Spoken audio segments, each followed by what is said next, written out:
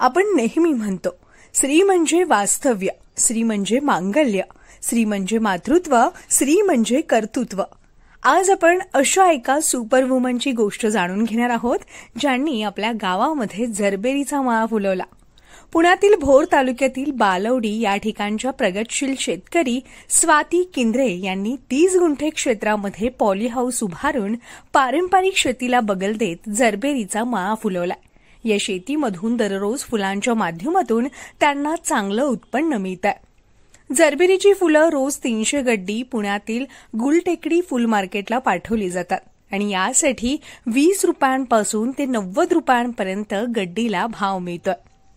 स्वाती किंद्रे यांचे पती अमित किंद्रे हे पुणे जिल्हा मध्यवर्ती सहकारी बँकेत कार्यरत असून त्यांनी नगदी शेती करण्यास प्रोत्साहित करून न थांबता शेतीला लागणारं पॉलीहाऊस तयार करून घेतलं आणि या परिसरात रासायनिक खते, औषधं, योग्य तण नियंत्रण, पाणी व्यवस्थापन, बुरशीनाशक आणि कीड नियंत्रण, सेंद्रिय जीवाणू खतांचा तसेच उत्पादित फुलांना बाजारपेठेचं सुयोग्य नियोजन करून नैसर्गिक पद्धतीनं जरबेरा या नगदी पिकाचं भरघोस उत्पादन करून हुकमी आर्थिक उत्पादनाचं शोध निर्माण केला.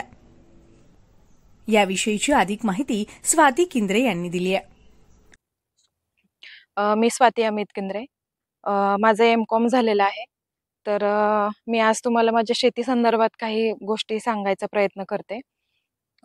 की माझं लग्न झालं, त्याच्यानंतर M.Com केलं मी. M.Com केल्याच्या नंतर नक्की काय बिझनेस करावा की नोकरी करावी या हेतूने जरा मी विचार करत होते. त्याच्यानंतर एक 70 गुंठे मी जागा विकत घेतली. त्यामध्ये काहीतरी तंत्रज्ञान करायचं असं म्हणजे माझ्या डोक्यात विचार आला. मग माझ्या मी मिस्टरांच्या साह्याने, त्यांच्या पाठिंब्याने असं तळेगाव दाभाडे येथे जाऊन मी ट्रेनिंग घेऊन माझं पॉलीहाऊससाठी मी ट्रेनिंग घेतलं आणि मग मी 2019 साली इथे 70 गुंठे जागा खरेदी करून 2020 साली इथे मी पॉलीहाऊस उभारणी केली. आता अशा अनेक तरुणी आहेत की त्यांच्याकडे बरीच काही शेती आहे.